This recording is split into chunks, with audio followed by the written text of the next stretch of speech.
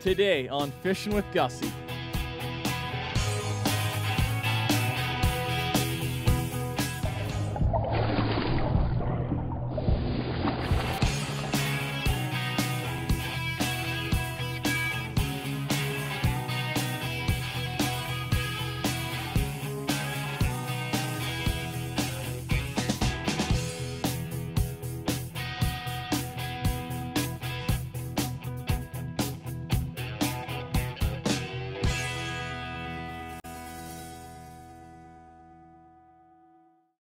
Fishing with Gussy is proudly sponsored by and uses Shimano rods and reels. Visit Shimano.ca for all the specs.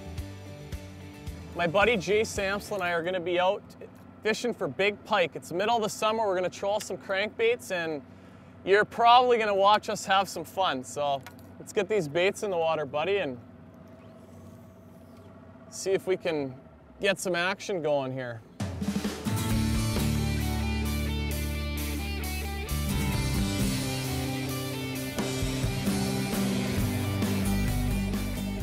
We just got up in a little bit skinnier water there, so we're just holding our rods up a little higher, trying not to get snagged up, and I think we did okay.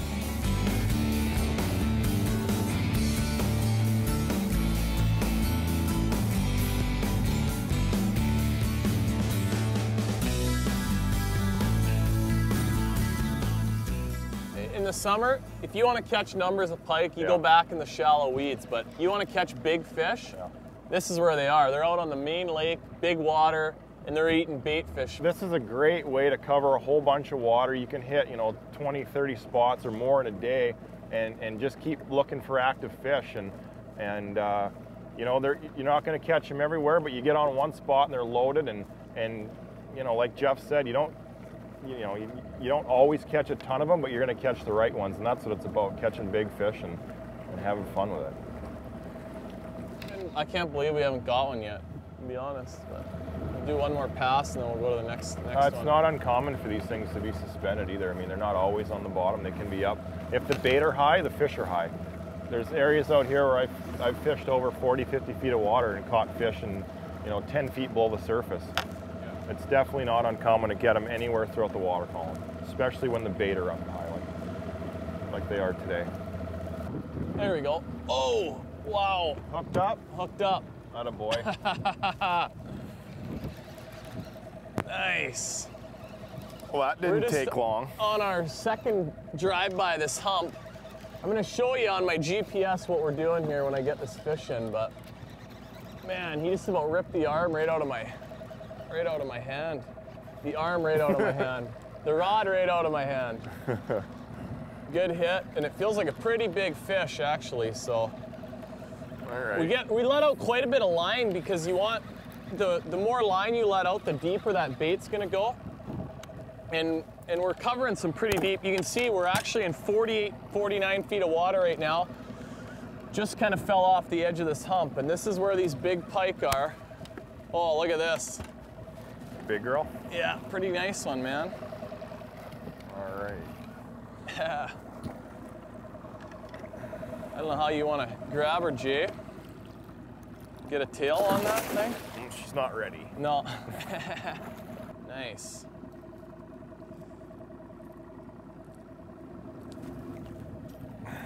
Nice, man. That's a good start. Yeah. Sweet. Nice. See how easy those hooks pop out? Pinch them, and when you're dealing with these pike, you don't want to be digging around in their mouths too much, or you're going to end up with your hands all cut up. They're full of teeth. Yeah. Toothy critters. Yeah. You want to keep your hand away from those things, but this lake is so full of fish like this and a lot bigger ones, and hopefully we'll show you some bigger ones. So I'm we'll not let this one go. complaining about that. No, that's a good start. Sweet, man. Gone.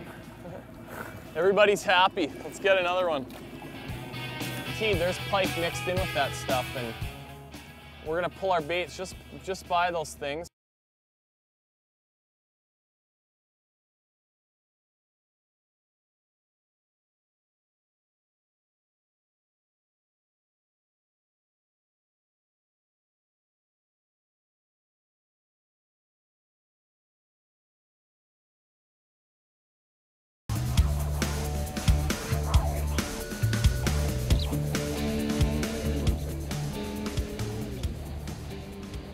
GPS is a big part of the puzzle, and we're fishing on a body of water that's not charted. We don't have all the depths marked on it on our map. So I've got waypoints here on these are on humps, and you can see there's our track where we came in, and we've done one pass so far, and then we were coming up, and that's where I just caught that first fish. You can see how we dropped back while we were fighting it. But see the depth, it just came up. These are both at about 20, 25 feet. There's a fish. If I go to my sonar, you can see those are fish right there. We'll go back to the GPS, and I'm gonna just aim my boat and go over these high spots, and that's part of the GPS function that really helps us out. We get out off the edge out here, and look at all these fish down there. And this is all deep water, so we can really use this GPS, watch our trails, and then if we get a pass where we're trolling, and every time we get a bite, every time, say we go by this 197, we can copy that path and that route and go by it every time, and when they're really going, you'll catch a fish every pass when you find those little sweet spots where they're kind of huddled up. So GPS plays a big part of this, and there you can see we're going off the edge now. Right there, there's the edge, and we're gonna troll a little bit farther just to get our baits over that edge. You can see these are just little schools of bait fish, these clouds up here, and guaranteed there's pike mixed in with that stuff, and we're gonna pull our baits just by those things. The other thing we can do is monitor our speed. That first fish hit at about this 4.3, 4.4 miles per hour. And some days you can troll these X-Rat crankbaits up to like 5, 6 miles an hour, faster than any other bait I've ever used. You just gotta let the fish tell you what they want with regards to the speed, your color, and your bait size, and give it to them, and every day that you're out on the water is gonna be successful.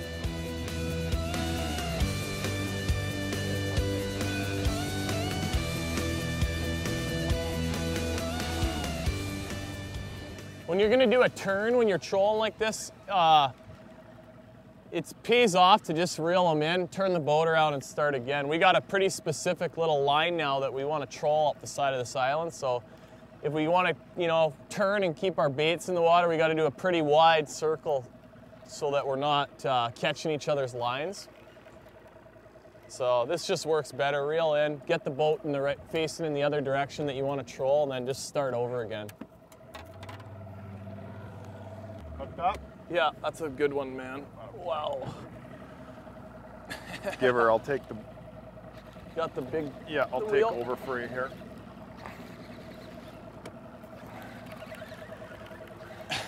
Oh, man! I lost them? Yeah. Let's spin her here and go there. We'll do this again here. Brutal.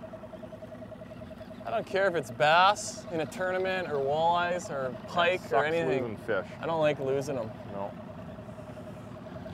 Oh well, that's part of the deal. We're trolling at really high speeds, so sometimes if you don't hook them, in their mouth, you get them on the outside of the mouth or something, you're gonna lose a few, and that's just part of it. That's the reality of it. We're catching lots of fish, and I'm sure we're gonna have another one here momentarily. It was about 55 feet of water that we crossed, and right when I came up to 30, we both got hit there, so. We'll just kind of go up this little bank a little ways and get our baits in that 30-foot zone. Maybe that's telling us something.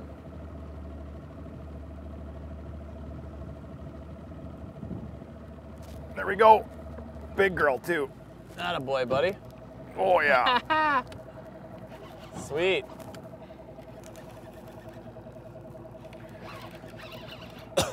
Hooked up, Jeffrey. Nice. Let me get my line in here, and I'll be able to help you out a bit. If you got two people doing this, it really pays off to make sure the other guy reels in your line, because you don't want to get tangled up with these things. And a lot of times they will be together in little packs, and when you reel in, we've doubled up a number of times. So. Boy, this is a big fish. Is it? This is so much fun to come out here and cover a whole bunch of water, troll these bigger baits out in these main basins, and the whole deal is just getting your bait in front of these fish, and that's a nice one, we buddy. kind of you know, covered a little bit of ground so far, but you know, you keep doing it and it'll pay off and you get fish like that. Whoa, yeah. Sweet, man.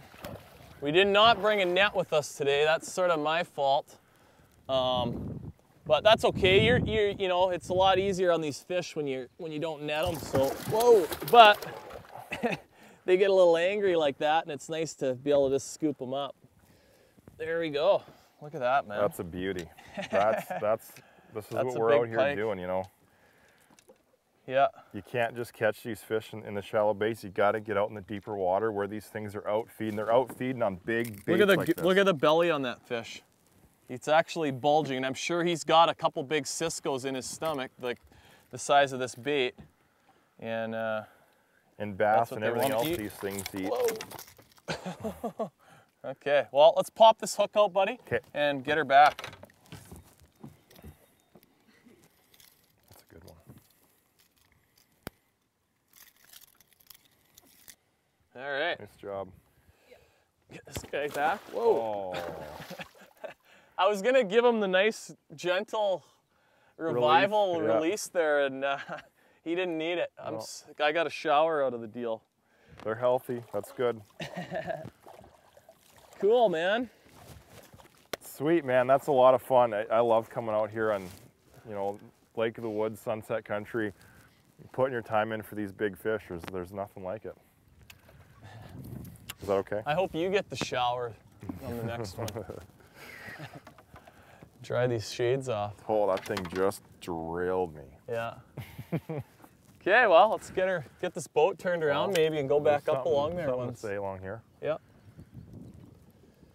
When you're trolling and you connect with a couple fish, I missed one and Jay hooked up a minute or two after that. There's more of them there for sure. So we're not even gonna mess around. We're gonna turn this boat right around and get back and get our baits in front of those fish again.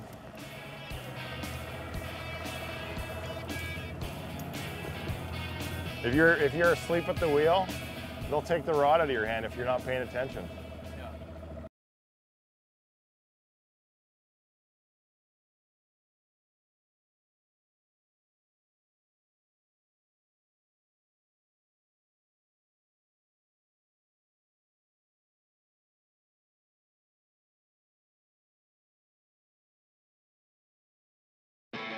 We're gonna just take a quick second out of the action here to show you what we're doing today. We're out here trolling pike, and what we're doing is we're replicating the bait fish out here. These things feed big time on whitefish, they feed big time on smelt and herring.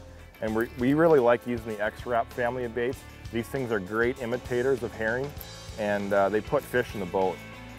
There's a couple different variations of sizes and lots of different colors that Rapala puts out. What we're doing today is we're using the Mag 20s and the Mag 30s. There are other variations. There's a 15. Basically what that means is that's how deep you're going to get these baits to go with the desired amount of line out. So, you know, match the hatch, get these things in front of their faces, and you'll put fish in the boat just like we are today. The flies are always a lot worse out here than they are on Lake of the Woods or anywhere else for whatever reason. It's all the swampy stuff this way maybe, or I don't know. Lund actually makes some rod holders that would probably be helpful for us today, but it's actually a lot of fun. Yeah. It's fun when you get those, they just smash it. Yeah, and I remember like guiding, you give these things to your guests and you put them in their hands and they get one of these things. I just had a drive-by. It's so much fun. I mean, these things crush you. If you're asleep at the wheel, they'll take the rod out of your hand if you're not paying attention. Yeah. We're trolling these things 4 or 5 miles an hour, and these things will hit going the other way, or they'll come up behind you, grab it, and turn. That's a lot of, these things are powerful fish, and they'll make you pay. Yeah. Oh, it just came off. There must be a few going. I got hit. He hit it once, and then I hooked him, and whew, that was a big one. That hurt, actually. It hit so hard. There's a little pot of them there, because I got You got a hit there got too? hit there too, yeah. Hooked up again. See, this is what's so important about when you find a fish is, like Jeff was showing you earlier. I didn't even get my bait. Probably never even went down like 10 feet there, man. When you get these things dialed in, he was showing you with the GPS, you find a location where these things are stacked up and you got a route where you're catching these things. It's so important to do that same path and you catch one, turn around and go right back over it, because out here, there's numbers of them. It's unbelievable when they bite, man. I mean, you gotta definitely white knuckle your rod and hang on to them. Take your time, I'm just about in here. He's kind of hooked sort of funny, I see this guy, but it's another nice big fish. One sec there, Jeff, I'll be right with you to give you a hand. Yeah, I just got one hook left. You're gonna have to be careful grabbing this fella. Whoa. Oh boy. Let's give him the... Hold on a sec here. They're like just a little bit big to be grabbing by the back, huh? Those things got the right attitude, man. Like when they're hitting baits that are, you know, quarter of their size, that's a good thing. See that again? See how these things are feeding out here? They're out here to eat. Yeah. They got one mission, and that's putting food in their bellies, and that's why they grow big. That's not a giant, but, you know, they're still fun. Yeah, absolutely, man.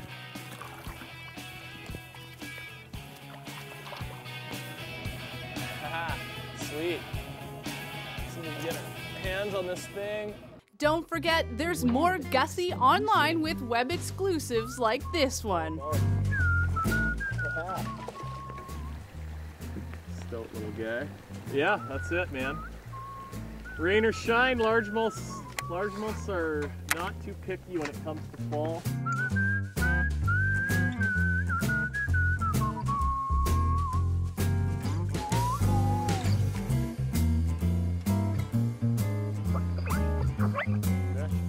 Little guy. Here's my favorite. There we go. Bass. This is gonna be a bass. I don't know. I don't think so. Usually if they don't jump, They should jump right away. it's not a good thing, but you never know. Yeah, it is. Woo!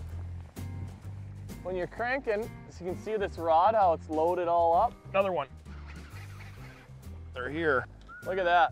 See how I kind of had him hooked funny? There is one hook in his mouth there, and then this back one caught him. But that soft rod, if I would have had a stiff rod on there, I would have ripped those hooks right over there. I never would have landed that fish. Keyword search Fishing with Gussy on Facebook.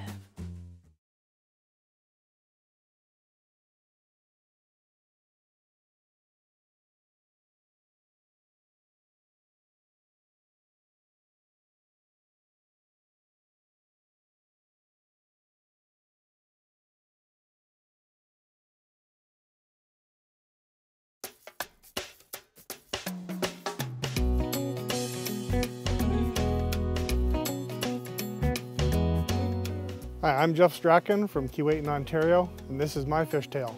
Several years ago, myself and local lodge owner Jim Palmer of White Pines Lodge and a local contractor, Larry Slazarchuk, we were all in Ear Falls and decided to fish beneath the hydro dam there. So we got on station. It was a little rough, but Jim kept the engine running and kept us on station, and we were catching big fish. Not necessarily a lot of them, but big fish. I caught the smallest walleye. It was about 5 or 6 pounds, and it had a bite out of it. Then we started catching other fish, jackfish, bass, and I caught a whitefish. It's the only time I've ever caught a whitefish, only time I've ever seen one up close, and I've never seen one since. And that's my fishtail.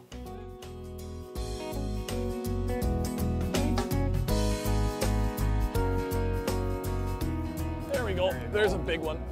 Nice. I wish you could feel this at home, how hard it is when they hit. Wow. It just came off. Oh, darn it.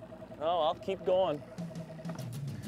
So as you've probably noticed, Gussy's been getting a few more bites than I've been getting, and I I talked earlier about different sizes of mag wraps that these things, that they're made in. And this one I've been using is a 20, and Jeff's been using a 30. And he's definitely been getting a few more bites than I've been getting. So any good angler knows when one thing's out producing another thing, you switch. So we're gonna put on a little deeper diver and see if that helps things.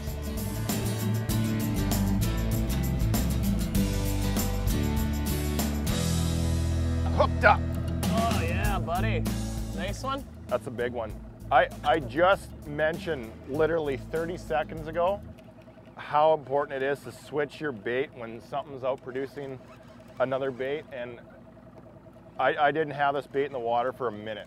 I'm starting to get a workout just from reeling my line in. And we're hooked up again here, so if you're fishing with a buddy and he's out fishing you, it's okay to switch to what he's doing. To concede? Yeah. I don't think this is a giant, but well, they're all nice fish, and you know you're using a bait that big. You're not going to catch. It's hard to tell. This peanuts, thing's kind of staying down like it could be another species, or not. Oh no, it's a nice big one, buddy. Haha, sweet. See if we can get our hands on this thing. And you know, you don't have a net, you got to be real careful. These hooks will not be very comfortable if you get them in your hand. You want to grab that motor, buddy? Kill it? Yeah. Okay. Okay. Nice. Right on. Beauty, the little battle wounds. Yeah, he's got some kind of thing there.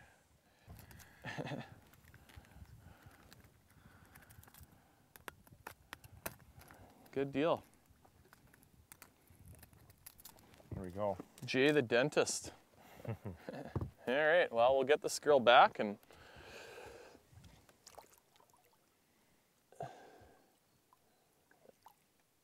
cool.